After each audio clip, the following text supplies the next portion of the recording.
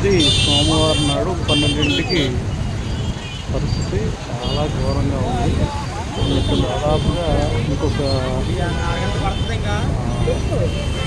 7-8 అడుగులు పైకి వస్తే మాత్రం రోడ్డు మీదకి వచ్చేటట్టుంది వరద.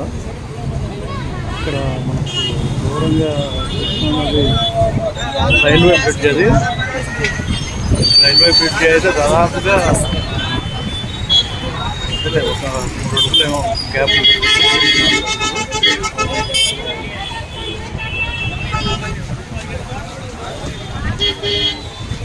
సోమవారం నాడు మధ్యాహ్నం పరిస్థితి అన్నమాట ఇది. దగ్గర 11 లక్షల క్యూసెక్ల వరకు వాటర్ వస్తుందని అంచనా. బ్యారేజ్ పైకి అయితే వాహనాలని కానీ మనుషుల్ని కానీ వెళ్ళనివ్వట్లేదు, మొత్తం క్లోజ్ చేశారు.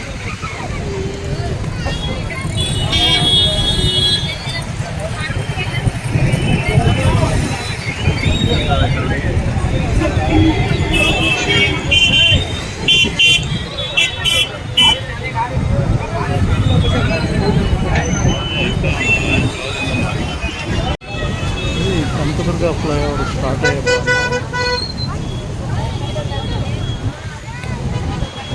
చాలా ఘోరంగా ఉంది. ఇంకొక 7 అడుగులు వస్తే మొత్తం ఇదంతా కూడా మెయిన్ రోడ్ మీదకి వచ్చేస్తుంది. దీని మీదకి వచ్చేస్తే విజయవాడ సిటీలోకి వాటర్ మొత్తం చేరుకోవడానికి ఉంటుంది.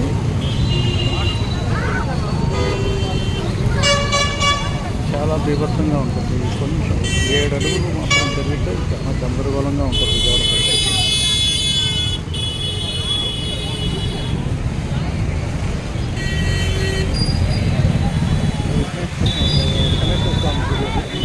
గణేశ్వర స్వామి గుడి దగ్గర